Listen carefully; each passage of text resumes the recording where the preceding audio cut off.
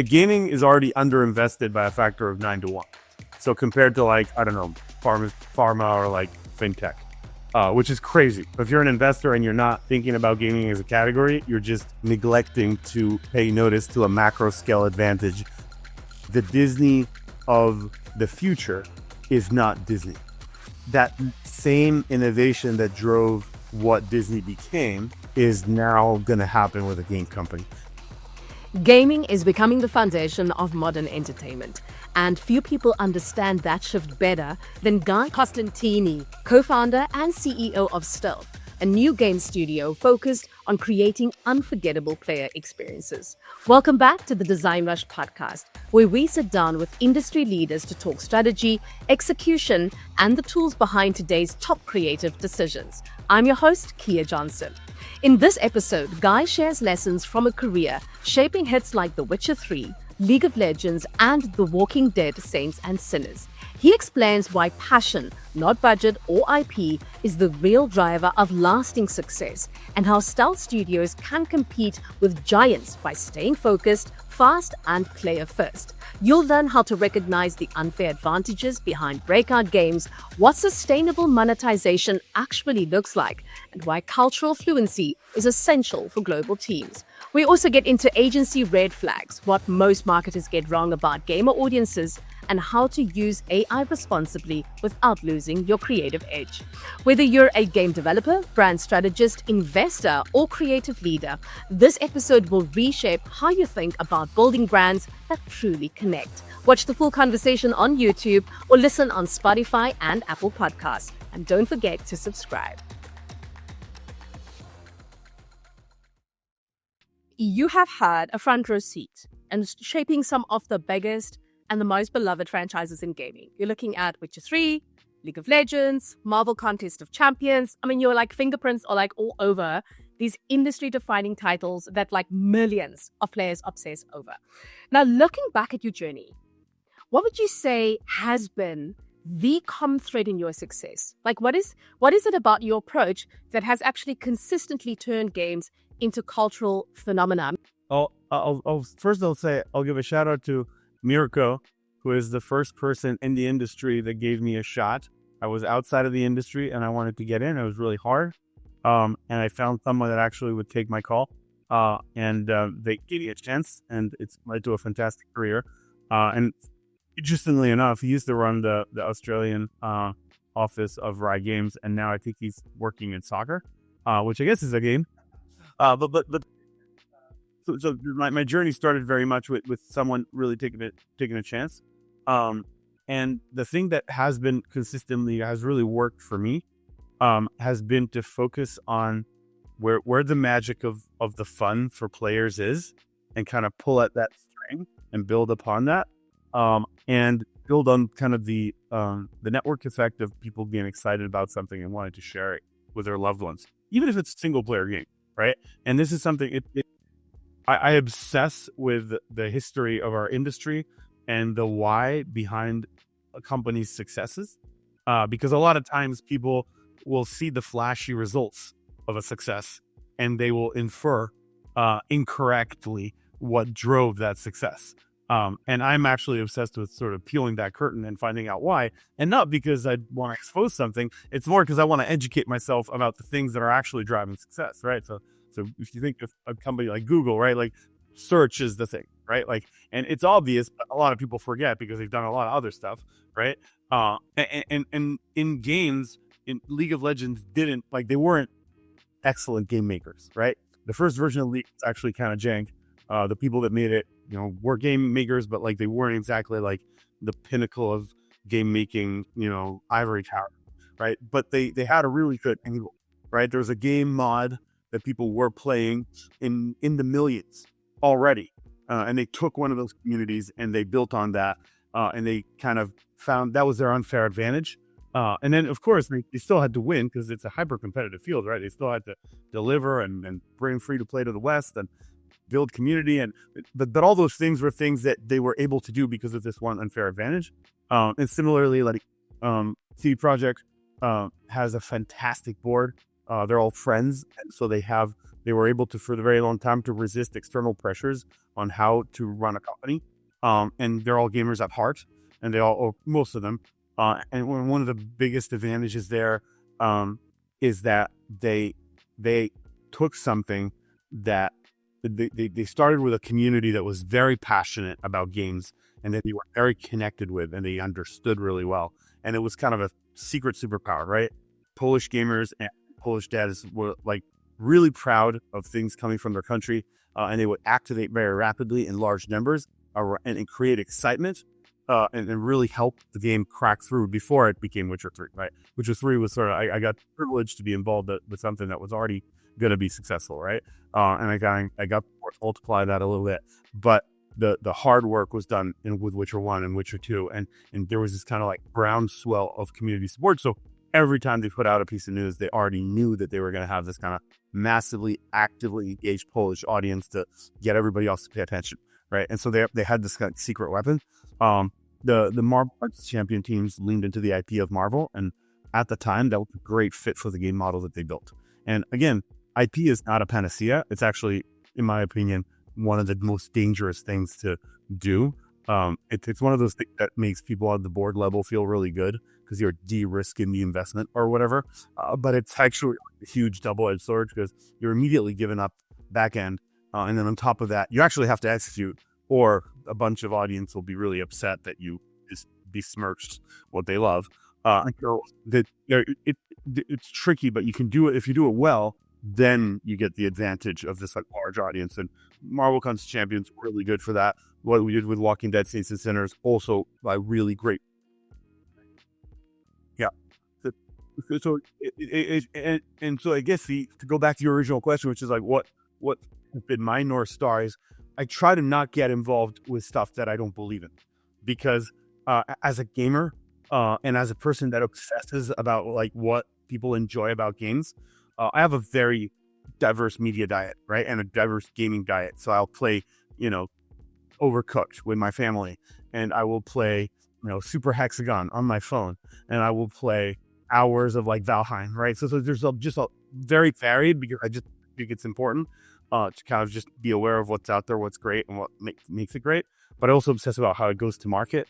And one of my favorite things is when you see a team like the Valheim team have an enormous success, and then the maxim is, go and build more and grow. And they're like, nah, this is good. Like, we became millionaires. We're just going to make the games that we wanted to make forever. And now we're just funded. And I love people that are able to keep that North Star of like what they want to do in the face of success. Because a lot of times you just get lost and you enter the whole, like, let me, force multiply somebody else's investment, which sure, that's another game you can get into. But a lot of people forget that the reason they got into a field was a very specific one. And so I've tried to keep that North Star for myself, which is work on really great stuff that has sort of zeitgeist shaping potential and genre shaping potential, and be careful about what everybody has to put a roof over their family's head and food in the pantry, but after you've accomplished that, try to pick stuff that has a lot of kind of quality, because you only get to do so much in your career, especially in games. And so like picking is a very important aspect of building a career, where then 20 years later people are like, I can't believe you were involved in all these things. And I'm like, yeah, because I know to a lot of stuff. Like, there's a lot of things that are not really good salary, but like, and I also made a ton of mistakes, and I've shipped a lot of duds, right? But you never trip up the duds, right? Because like it's the saying is that success has many fathers and failure is an orphan, right? Which is like it's really true, right? And it's also true in marketing, right? Like in marketing, we get to work on stuff that's generally more successful. So we kind of like, people on the development side are usually very impressed with the marketers' resumes, because they worked on really big stuff. And it's like, well, of course, because all the other games got killed before there was marketing, right? Like, so it's got, there's an inherent bias there. And now that I'm doing a lot of, and I've been doing for the past 7 years, really a lot of the dev side too, like just kind of putting teams together, getting projects funded and building them. It's a much harder path. It's a much harder thing, but it's very, very creatively rewarding. And so like you're always straddling the commercial viability and creative reward. And somewhere in the middle is really fun stuff. The gaming industry, it's constantly evolving. You were talking to a couple of that. You got like your free-to-play models, subscription-based ecosystem. So I want to talk a little bit about the monetization itself. Like, I know you kind of touched on that, but like, what would you say is the most effective monetization strategies today? And then how do they impact both like the player experience and long-term business sustainability? Well, so monetization is a whole category, right? So it's kind of like saying pricing of products.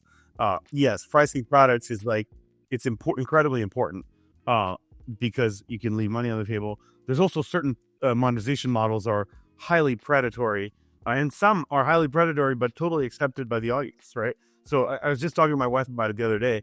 There's these like new romantasy novels that are built on mobile apps on a free-to-play model.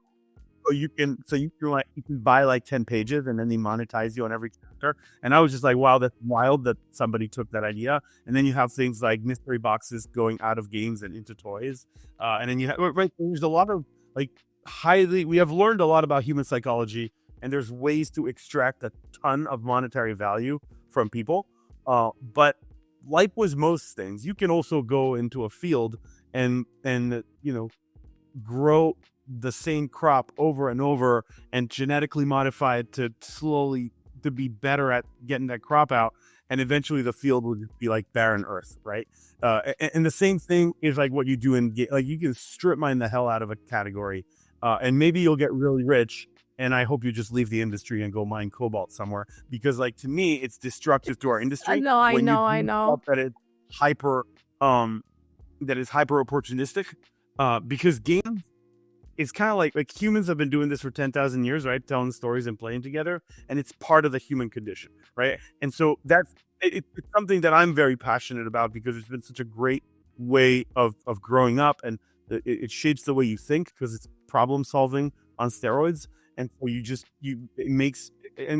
so there's a lot of positive to it, but also understanding human psychology as a designer allows you to create very addictive loops that can then be exploited for monetary gain.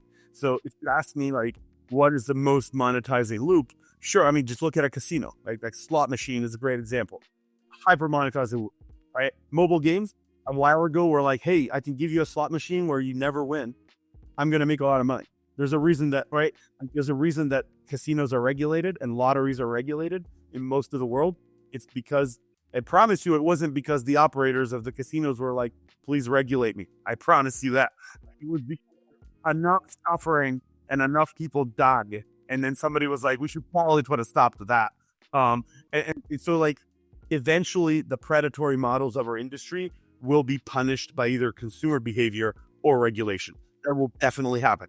In between the time until that happened, you have moments of opportunity for people who are opportunists to get really wealthy. Again, I don't begrudge people for going after commercial success. Everybody, like I said, needs to find a way to be commercially successful in his life. I just don't find it creatively interesting. I find creatively interesting to do something that is a net positive for humanity and also results in you being very commercially successful. And there's plenty of examples of that. You can see them in my career, because I've definitely kind of continued to adjust, trying to support things that I thought were a net positive for humanity. And trust me, there are multi-billion-dollar properties that have made people insanely wealthy in the process. So to me, it's about like finding that balance. It's an important thing, right? And yes. To be fair, I'll give you a good example of how a hyper predatory model is something that people don't care about. So the collectible card games are a hyper predatory monetization model, but nobody cares, because everybody grew up collecting card games and open mysteries and being excited. And so the humanity is much more open to that monetization model. That's why Pokemon is super profitable. That's why Magic the Gathering is super profitable. And that's why Hearthstone was super profitable. And nobody cared, right? Like nobody was screaming from the mountaintops that these card packs are unfair because like there's like a reach card that I can never get, right? And so in some places, those monetization models make sense. But if you go and try to tell someone that used to pay $70 for 50 hours of fun, that now they had it for free, but really it's like, the lifetime value is actually $2,000. And like, people are also not stupid, right? And now that humanity is gaming is at the center of the zeitgeist. Most gamers are like, the center of the bell curve, I think, is like 35 to 45 right now. So, and I've talked to people that are 90 and they're having fun gaming. I've talked to people that are 5 and are having fun gaming, right? And everywhere in between. So there's a lot of education in the player base and the consumer base about what is and is not a good model. And so if you're in the business of creating relevant entertainment, you have to have the pulse on what the people think. So you're not going to market with something that's tone deaf and that will immediately get squashed, because the narrative these days moves very quickly and people are pretty responsive to stuff they don't like. What would you say has been the biggest lessons then from your journey in launching and growing your new Stealth studio? I mean, you're very busy with that at the moment, right? Yeah, that's been I've picked the best time. I've picked the best time to do it. Let me tell you. Talent. The silver lining is that talent is very available right now. The main crux of the problem is that fundraising. So gaming is already underinvested by a factor of 9 to 1. So compared to, like, I don't know, pharma or like fintech, which is crazy. But if you're an investor and you're not thinking about gaming as a category, you're just neglecting to pay notice to a macro scale advantage that is, like, the best it's been in 30 years. So I'll say that, like, right. So if you know nothing about games at all, it is a category that is at a 30-year low. And if you listen to the old Oracle Omaha, I believe he says the best time to be courageous is when others are fearful. And so, like, of course I'm going to say that because I'm a founder, but it's also, like, true, right? And so the all the lessons I learned and things that I didn't know. So I knew I spent 16 years getting what I call my PhD in video games by just doing a lot of the work. And I was like, I could find out where most of the landmines are buried. Maybe I won't step on all of them. And I surprise, I still step on some. Part of it is that sometimes, it just takes us longer than maybe we want to learn lessons. Yeah. But also, there's a whole, like, sort of running your own company and, like, fundraising and dealing with different capital sources that I was the first-time CEO, so I had to learn. And I learned a bunch of that. So that was cool. And I raised a bunch of money from angels, and I got seed funding from a VC, and it kind of fell through. And, like, I learned how to deal with that. And so I learned to build with a lot less than I thought I needed, because I just could only raise so much. And so, like, the really, really strong lessons in the process of doing this. And I don't think I would trade it for the world, because I could not imagine the things that I was going to learn in the past, like, 18 months. Right? I've learned, like, just from, I quit Skydance December 2023. And since then, my learning has been just, like, monumentally high compared to the rest of my career. And I am a sucker for learning. So I'm really happy with this move. Is it also a really difficult time to do what I'm trying to do? Yes, it's very, very hard. And I'll tell anybody that's trying to start stuff to, try to either save or raise twice the money than you think you need. And then, like, because, like, I just think that we have a propensity to overestimate ourselves, I suppose. But that's sort of the approach that I've taken to building the company and to kind of creating culture is I'm just going to be super transparent with everyone involved. I'm going to lean into the advantages I have being a bootstrap startup, which is we don't have a ton of money. So the only people working with us are people who really believe. So I don't have to deal with people that are just kind of going after the money. So that's great. But also it forces us to do things really efficiently. And it allows us to have advantages that other companies can't offer, right? Like, I hire people from all over the world. We're in a full remote. It's not our intent to be full remote. If somebody wants an office, we can go get them an office. But so far, it's worked really well. They have really high skill cap people that can wear a lot of hats. They've worked on really big projects, but they've also worked on really small stuff. And so that putting together that team has been really rewarding. That used to not be a strong suit of mine, like hiring folks and finding and assembling teams. I could pick talent, but it wasn't, like, the strongest part of my traits. It's become, like, the most value I add is finding talent, bringing it together, convincing them, aligning them, making them really passionate about what they're working on. That's become a thing that through necessity, I developed into a strength. And so that's happened because I was trying to build in these kind of adverse conditions. And then the other side of it is there's a lot of, I think when you look at our industry, it's very healthy, the trajectory in which it's growing, but it's also like maybe to a stage of maturity. And so a lot of folks that are, there's limited capital sources in our industry. And so I've learned about all of them and all the kind of different levers that they're looking for and different triggers that they're looking for. And so now I feel like I'm much better educated for every time I go out and like seek funding for entertainment projects. So that's really been like a wonderful experience. That's really cool. I mean, can you maybe unpack that a little bit more for us? Because you were talking about the gaming industry being one that investors should be looking to right now. I mean, if you were to list like the top 5 like strengths of the gaming industry right now, why you should be investing in this, what would you say those are? So the macro view is what I was saying before, which is underinvested 9 to 1. It's also a 30-year valuation low. But on top of that, it's from a revenue perspective, it continues to grow year over year. It has been. So the growth rate has dropped, but it's heavily healthy in PC. Mobile has had issues because they were strip mining their audience for like 10 years, and now there's a hangover from that. And console is sort of in more of a cash cow state where it's not growing everywhere. But the gaming population of the world is only like half tapped, right? And so there's just a lot of room for everyone else to kind of come on board. And they will continue to do so. The primary entertainment medium for humanity is games. And if you ask anybody under 35 what they grew up with, their primary entertainment medium is games today, right? And even people over 35, another big trend I see, and one of the reasons I built my company the way I do it, I think that we need to respect gamers' time more. And there's a lot of adults that don't want to sink 100 hours into a game. They wish they could give you like $40 to $60 for 10 to 20 hours of fun.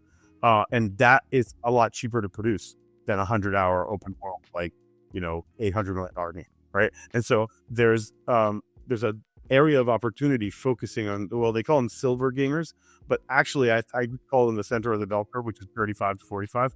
But yeah, there's an aging gaming population, and just like healthcare, the future of humanity is an aging gaming population, because the primary consumption mechanism for entertainment is games, and the population that is enjoying those games is continuing to age. So yeah, the new generations are always important because that's the future of your audience, but it's not the majority of your audience. It's like 10%, 15%.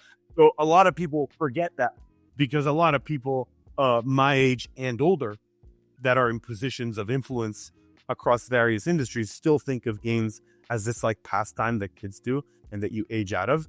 And they just don't understand, right? Because golf is a game, right? And, Baccarat and Mahjong are games that are embedded into our culture and that we use for social interaction, for deal making, right? And so deals are a like solid component of humanity's way to connect with other humans. And the people who understand that can see the category for its value, because now it's also the primary birthing point of new IP. And that's the other side of the value that a lot of investors don't even think about. They see some of the stuff. You see things like The Last of Us or Cyberpunk Edge Runners, right? And you can see that there's a connection. But most people that aren't in the industry don't get that. While that's hard, when you create IP, that's the ultimate value, right? Like, because it delivers a many categories. It delivers in merchandise. It delivers in comics. It delivers in board games. It's kind of like a transmedia wheel, if we want to use sort of businessy terms, but it's basically at the center is the games, and then every spoke of the wheel is all the other entertainment categories.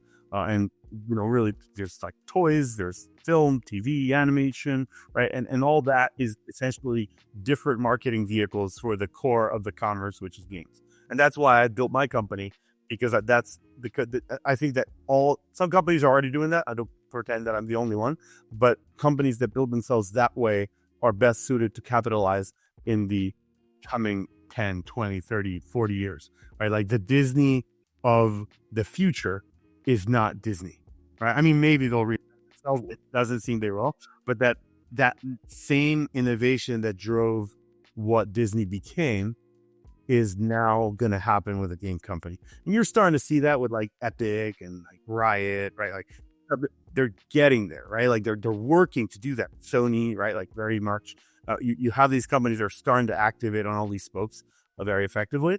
But I don't think there has been sort of a category winner yet.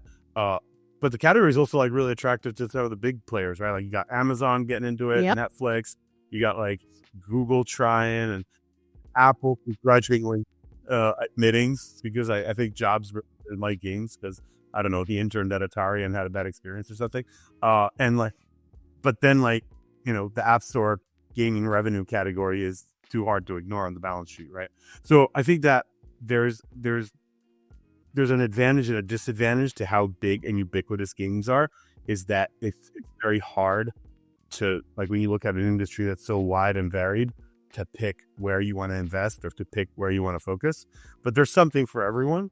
And so the thing I've learned is that focusing on something that you're really passionate about within that larger category usually yields outstanding results compared to trying to satisfy everyone and pleasing no one, you know?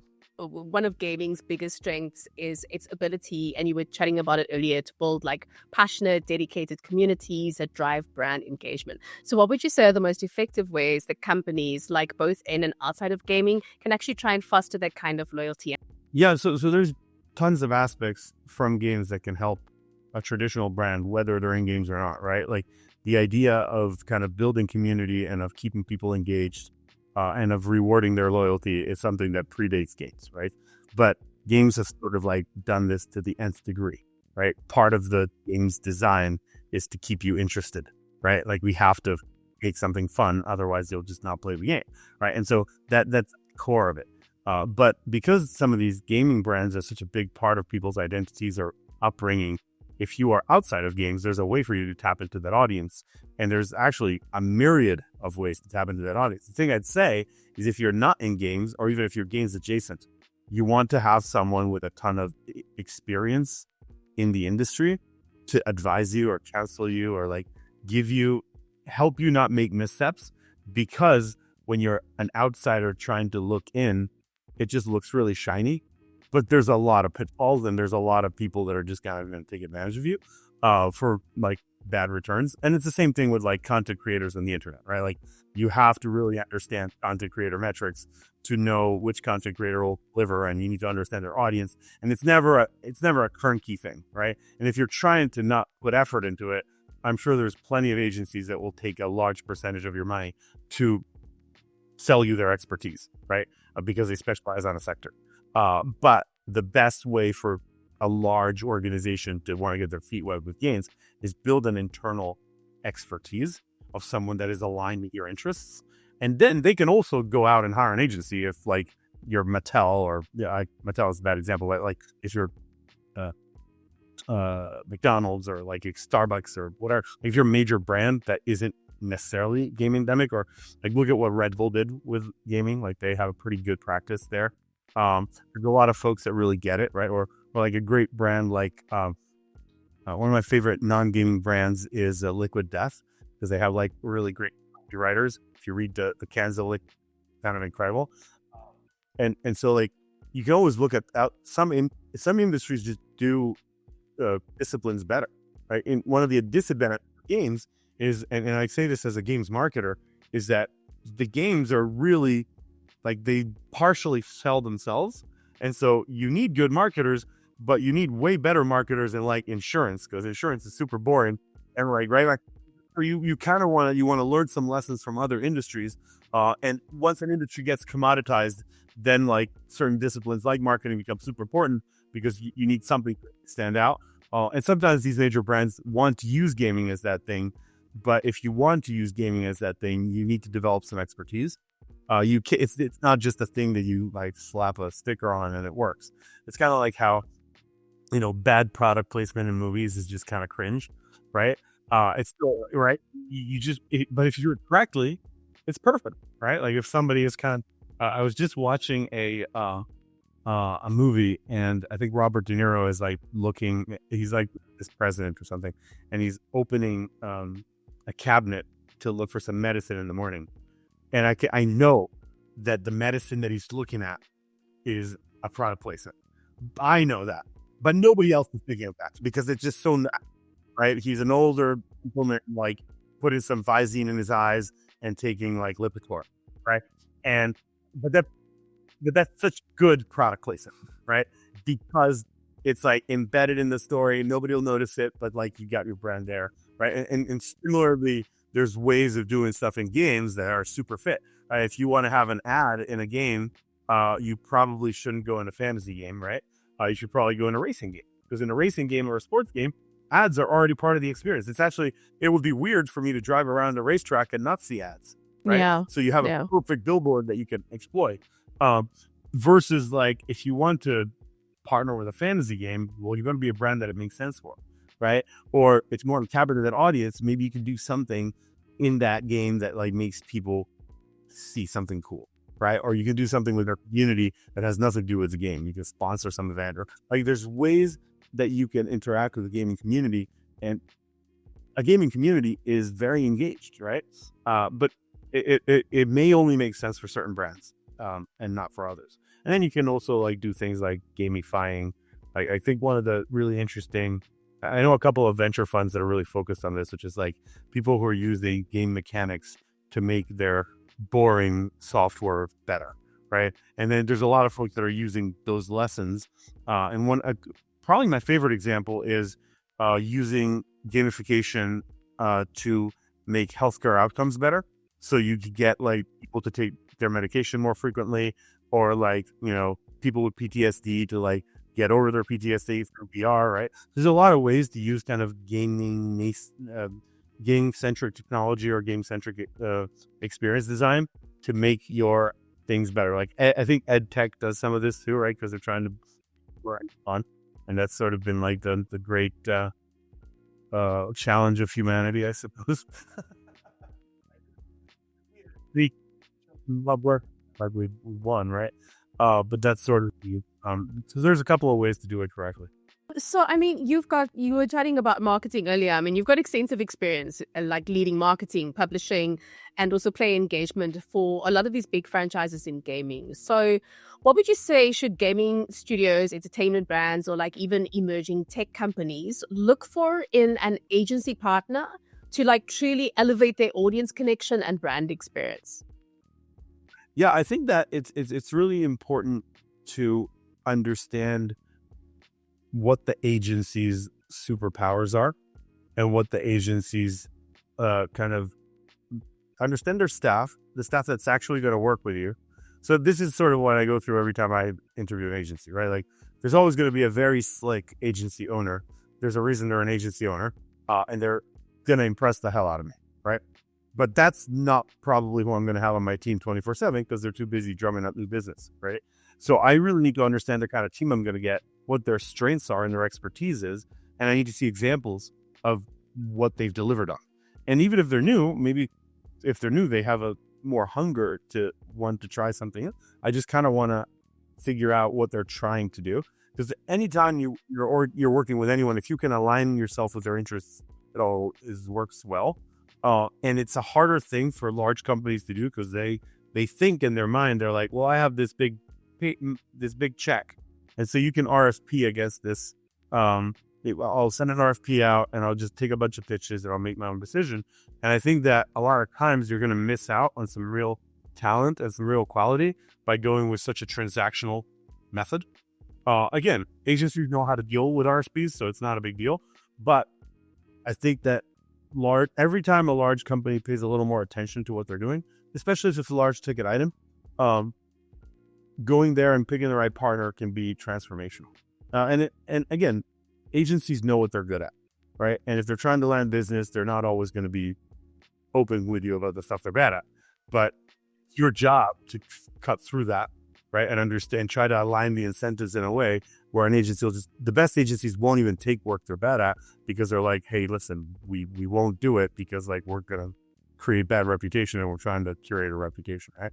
But sometimes you're just kind of in a spot where, you still need to make payroll, right? So you need more.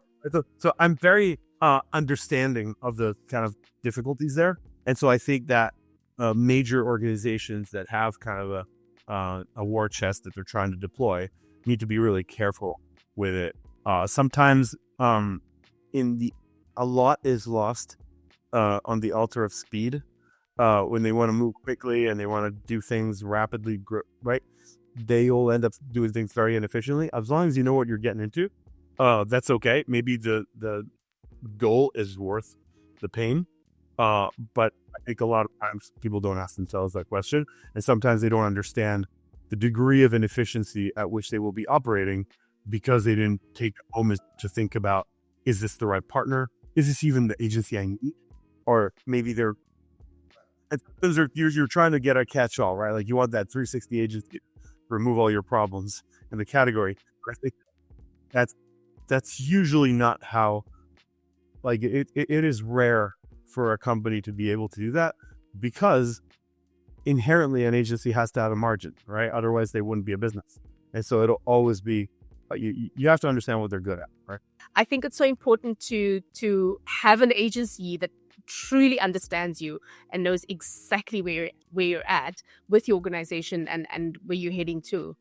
Speaking to speed, you were chatting about speed just now. I mean, agencies positioning themselves as experts in gaming, metaverse, and interactive experiences. I mean, how can studios and brands separate real innovation from trend chasing? And that's a topic that I care a lot about, because I think that I've lived through maybe 5 or 6 tech hype cycles. And so I can recognize the trend of snake oil when it comes. And again, I think that it's important if everyone is saying that something is the hottest thing, or if there's people screaming from the rooftops that something is the hottest thing, but it doesn't feel like it is the hottest thing, then the red flags should go up.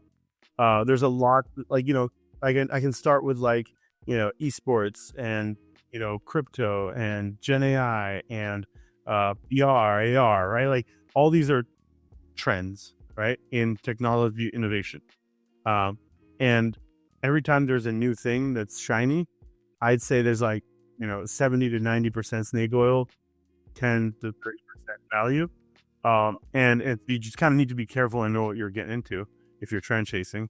But again, on the agency side, they're like, hey, if people are sending out RFPs to work in this field, let's go do it. Let's see if this is something good. So I would say keep a degree of healthy curiosity for new stuff. But also check it out, right? And try to not just turnkey it, right? Don't just activate on TikTok because everybody's on TikTok, right? Maybe it's not right for you, right? Or maybe it's the perfect thing, right? Maybe you have a business that could really activate from live shopping, right? So you got to understand a category and then see if it's a fit for your business model. I urge large companies and business owners to think about that obsessively, because you have a little bit of success, you have a war chest, a lot of things are coming at you, right? But then measure outcome. And is this an actual lift to what you're doing, right? If you're a programming shop, Gen AI is great, it can make your programmers very efficient. But if you're, trying to make a better game design, have a game be better designed, Gen AI is terrible at that right now, right? It's just not the right technology to use, right? If you're trying to use machine learning to make your animation pipeline more efficient, there's some efficiencies there to be gained. If you're trying to solve a whole swath by just, prompt image generation, all you're doing is doing a lot of samey stuff that everyone else is doing, and they're not going to stand out, right? And so that's kind of the lens. I look through all technology with the same lens, which is, does it make me better at the thing I actually want to do? And I think that's a good question for everybody to ask themselves, which is is the thing that you want to do, the thing that your company has decided they want to do, is this technology making you better at that? And is it demonstrably true that it's making you better at that? And that's the approach that I would take, because that's and again, if your main job is I am going to trend chase and fundraise and use the trend to fundraise, and you're good at that, I'm not going to hold it against you, right? Because that's a strategy, right? Like that's a strategy of like a consulting firm is like, you know what? There's all these RFPs out for like, Gen AI shops to put billboards up. Let's go get those, right? Again, that's a strategy. That's a coherent business strategy based on a current market trend.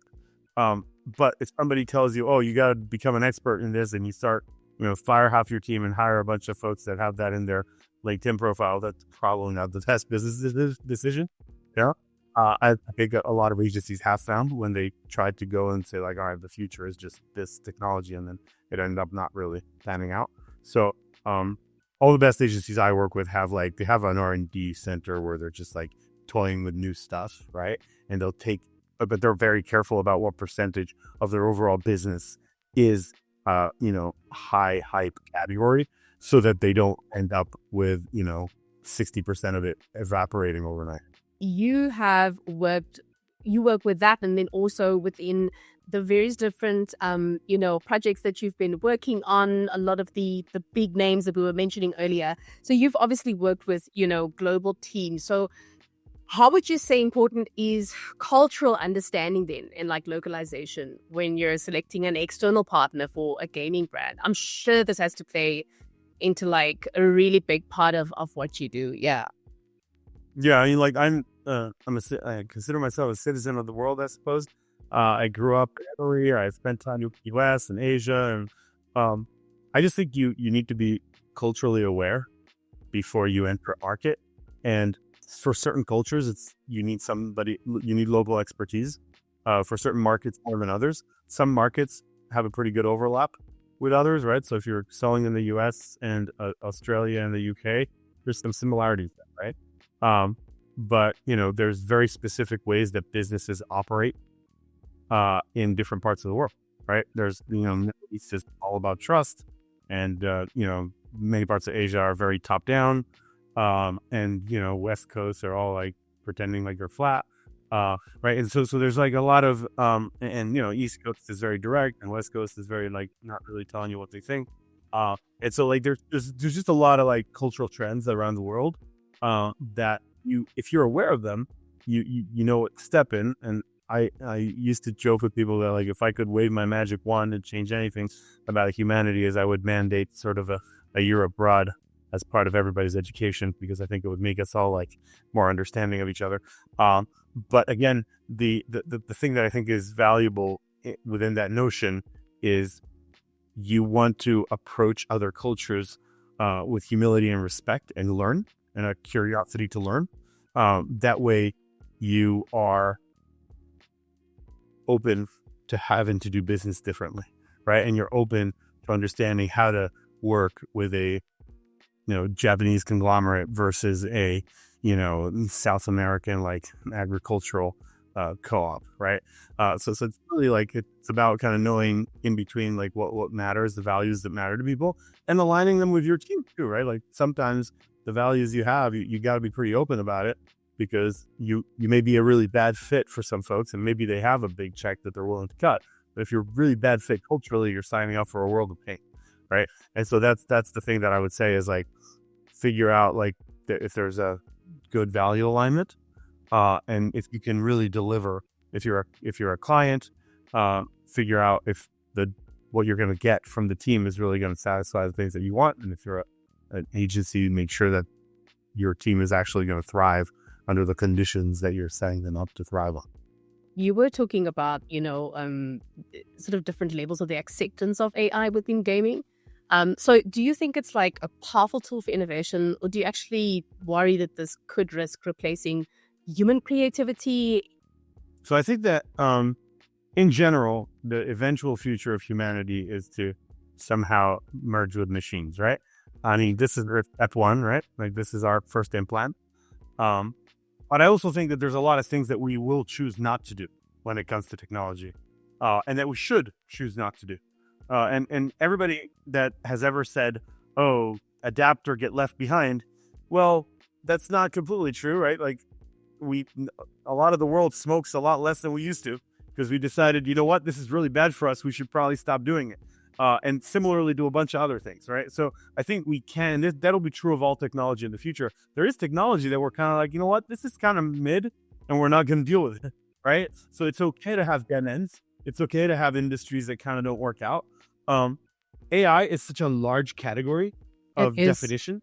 I think one of the problems is that there's a lot of vocabulary misalignment, and there's a lot of folks that have been studying AI for 50 years, and people that have created machine learning models that probably don't want to be in the same category as someone who's just ingested the entire writing of humanity and created like a parrot, right?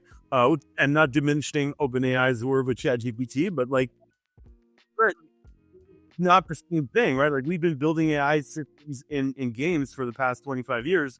And frankly, like people coming from outside of games and telling me they can create believable NPCs that are going to make a game better is in a way offensive, because it shows a lack of understanding of what problem we're trying to solve. But again, if you can make people love your game in the millions, I promise you game designers will pay attention. Right. And some game designers will be there at the beginning being like, oh, this tool is pretty cool. Can I build a game around it? Right. Like, but that it's usually going to start with someone who already wanted to make a game. And they look at the tool and they're like, oh, this thing allows me to solve this problem way faster. Right. So, for example, all the programmers I know, infrastructure engineering firms, they're all like, yep, this is great. I can go and take all the code that I've written and I don't have to write it again. Awesome. I could just do a little code cleanup. Awesome. Creates a huge problem because a bunch of new people are not going to learn through cleaning up shitty code, right? It's still like we're going to lose some things and we're going to gain some things. But at the same time, we used to be wonderful at hunting animals. I promise you a very small part of humanity is good at hunting animals because it's something we don't really do, right? Right? And so like things will change and technology will inform that change. But there will the constant truth is that new tech is overhyped by a factor of 90% or 70% constantly, right? So, little like Pocket Square that was supposed to be the new phone, that company just collapsed, right? No hate, right? Like they were trying to do something new to deliver, right? Same reason I got out of VR, right? I loved it as a medium, but there was a lot of challenges I thought were insurmountable based on the way that the companies that were funding this space were deploying capital. And I think that there's really hard things to solve. Like Google failed hard on Stadia because they didn't understand that their level of investment was a fraction of what they needed to actually make a splash in the space, right? And it was brilliant. And it was an infrastructure, phenomenon, but that's not what gamers wanted, right? Like gamers playing high fidelity games didn't want an easier way for me to access my games. I already have consoles, right? So they weren't solving that problem. And all the new people that couldn't afford a console didn't live in areas where the bandwidth was sufficient to be able to play it. So like the approach there was kind of flawed. And of course it's easy. Hindsight is 2020. It's always easy to criticize something that's failed because we know why it failed. But at the same time, we have to if we're going to do better stuff in the future. And so back to your original AI topic, I think there's a lot of really interesting advantages that it brings to very specific fields. And then there's a bunch of harm. But yeah, so again, like a couple of really bad examples is like, so Microsoft and Google are baking their AI costs into my Google Gmail subscription for my company. And I'm like, I don't need your AI, Phil, right? Like I don't need to be subsidizing your R&D experiment. So not cool, right? Similarly, a bunch of VC firms just poured all this money into a shredder, and we know that the models are not sustainable and that all these companies are eventually going to charge me for the thing that they're now trying to give me for free. And even for free, they can't get enough traction from people. So I'm like, I don't know, like some parts of this really work and some really don't, right? And I was just on a conversation earlier today where someone was shocked that NVIDIA took a stock hit. And I'm like, have you looked at the market cap? Like, have we just forgotten how to do math?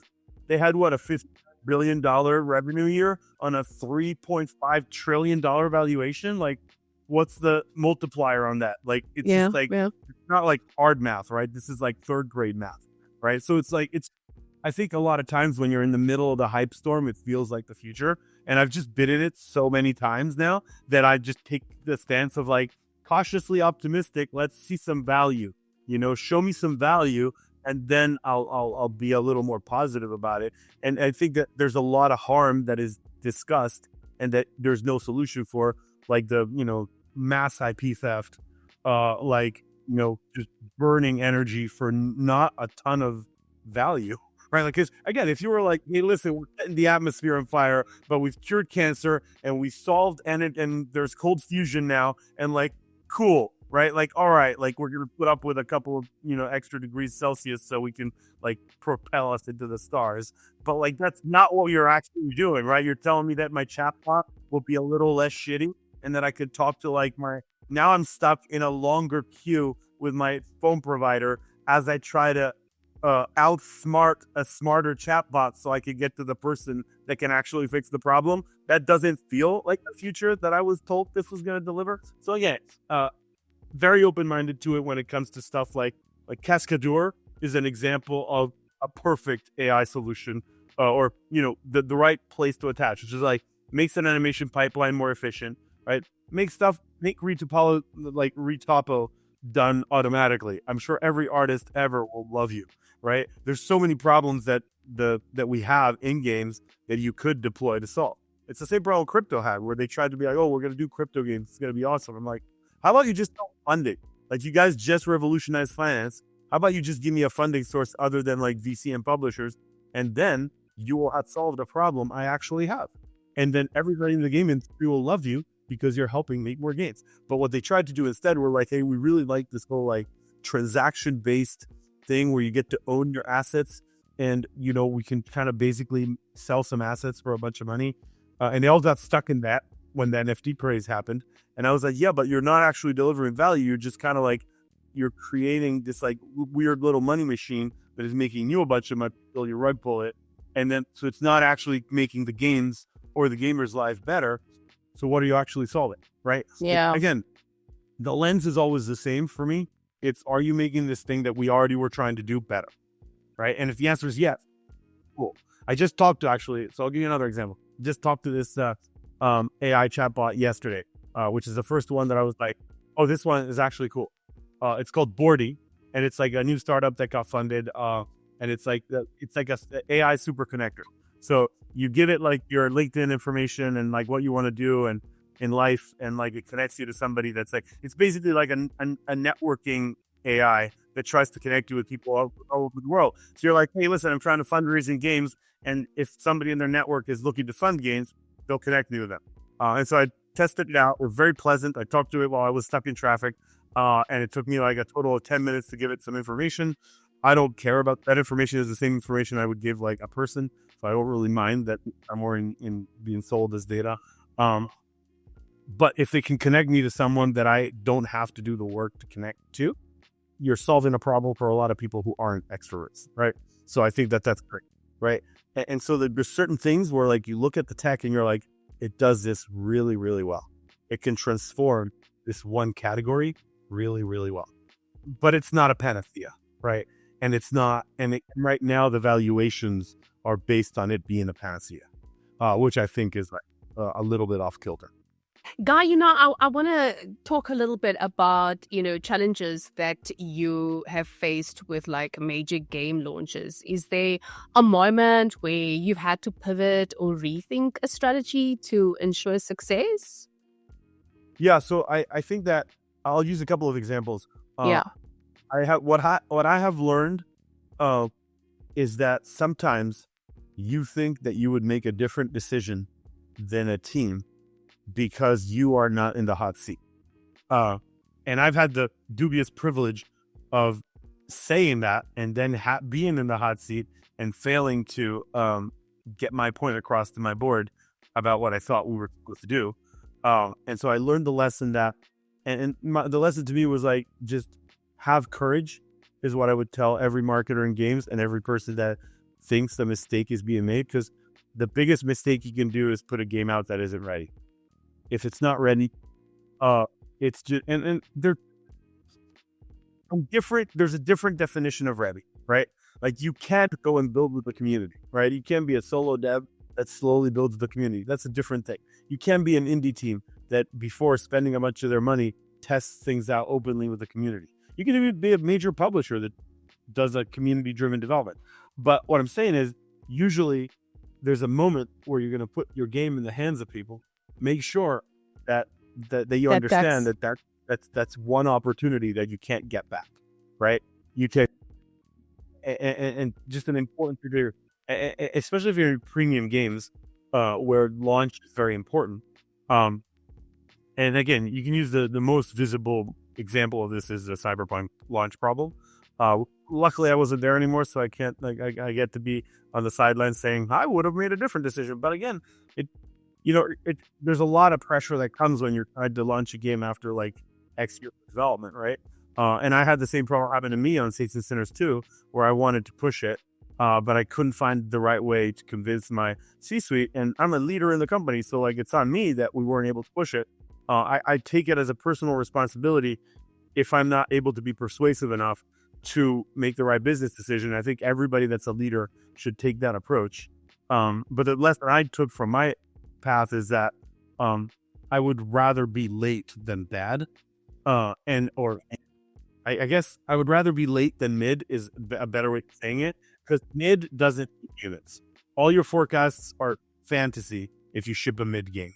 It's just going to underperform in a way that your CFO is not ready for. Right? So like, the only way games get funded is by having a strong degree of, I would say, data-backed hope, right? So you have like data that tells you, all right, we can hit this, but there's still the hope in there is that the thing that we say we can hit quality-wise will hit that quality, because that's what determines whether or not we can actually satisfy the market, right? And so there's always kind of a degree of uncertainty there.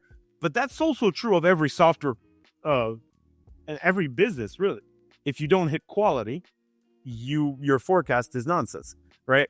So, and the problem is that a lot of people like delude themselves with thinking, oh, this is commoditized, so it's easier to hit quality. We know what we're getting, right? Like, we're selling oranges. If we do these things, the oranges will be good, right? But there's always there's always a lot of variables that can change and affect significantly what the final consumer experiences, and that is what quality is, right? Quality is, have you met and exceeded consumer experience at your price point, right? And if you achieve that, then your forecast happens and you all win and go to dinners and such. Throughout your journey, have you had any mentors, coaches, or like figures that influenced your thinking? It would be so cool if you could share like 3 people who shaped the way that you approach leadership, execution, and business success in your industry. And then what would you say is like the biggest lesson that you learned from each of them? Yeah, so I think that finding a mentor is a hard thing, because the mentor is the kind of person that'll take time out of their schedule to really learn who you are and support you in your endeavors beyond a given company. Because in the end, all we have is the relationships we build. And companies come and go, believe it or not. Many people are in like their dream job, but companies come and go, and the people and the relationships are what remains. And I say this as a founder, right? I always obviously want to build a company that outlasts me, right? But the people are going to make that happen, right? And so you have to have that rapport. And so I've had quite a few people that have been really close with me over the years, and I've learned a lot from people, not just that had a position of authority over me, but even people that were my peers or that were reporting into me, because some of them were just like, they taught me a lot about that humility lesson that you're talking about, which is you can be humble and confident at the same time, right?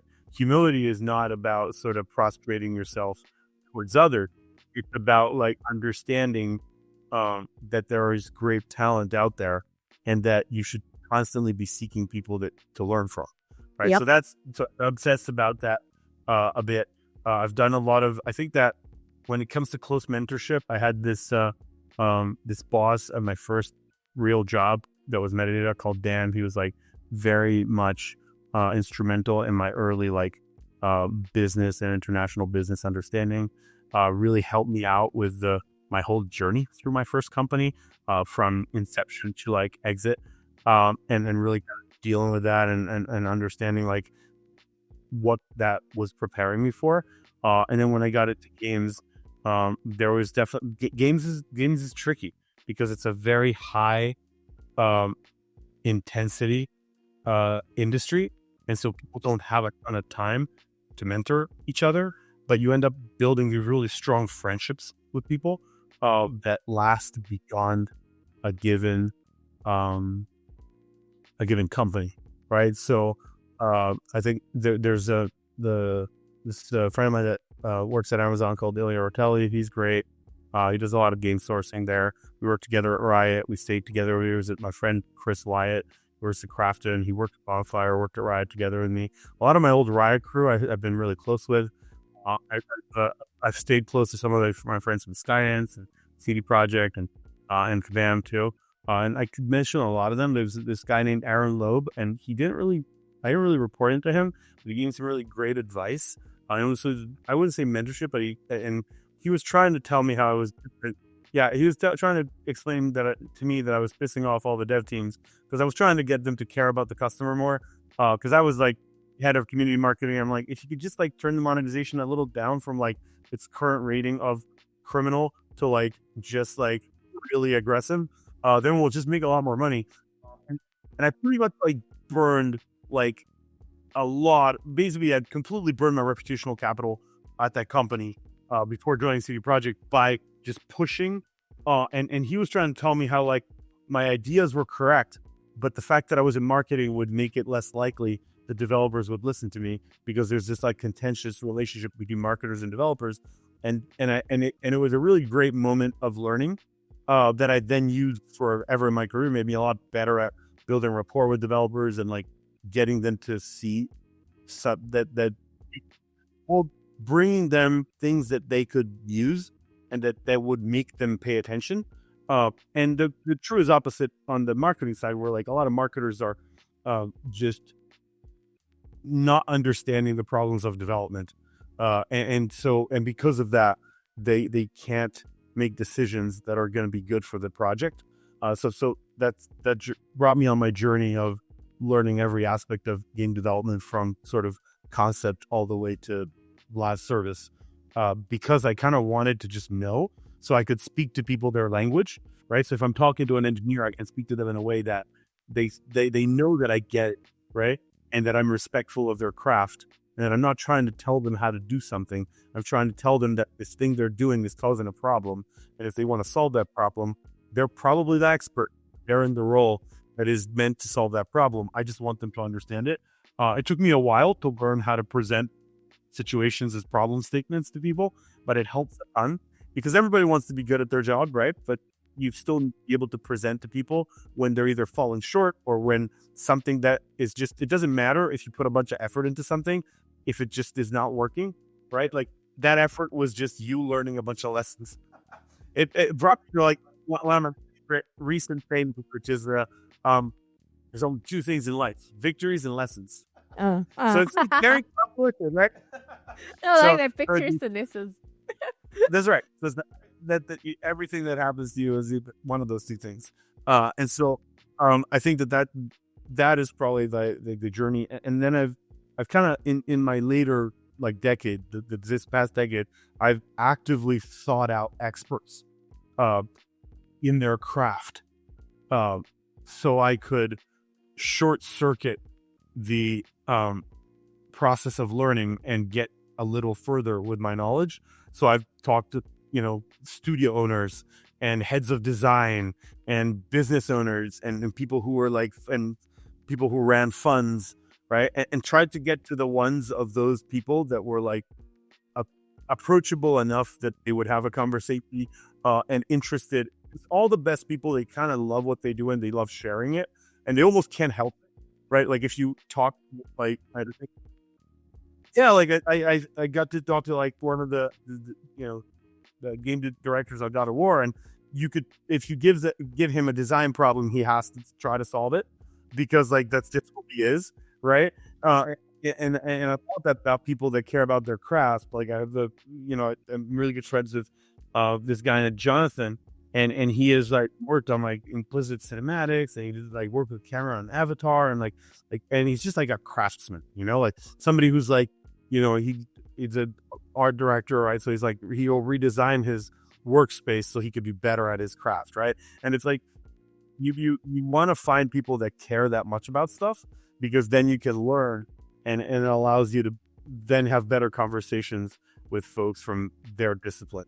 And then again, I'm a connector, right? So I'm really interested in things that make the people that make the things work. And so that would be what I've learned on the path about like how to build strong kind of leadership fundamentals. Mm-hmm. So I've got my last question for you right now. What is the one leadership principle that you believe is absolutely non-negotiable for success in 2025 and beyond? I think adaptability, right? Like I think that you have to be adaptable. Like, and this is kind of like I think a lot of people spend time saying like, "What's your leadership style?" And I think adaptability has to be the cornerstone of it, because change is constant in our industry specifically, but in our world in general.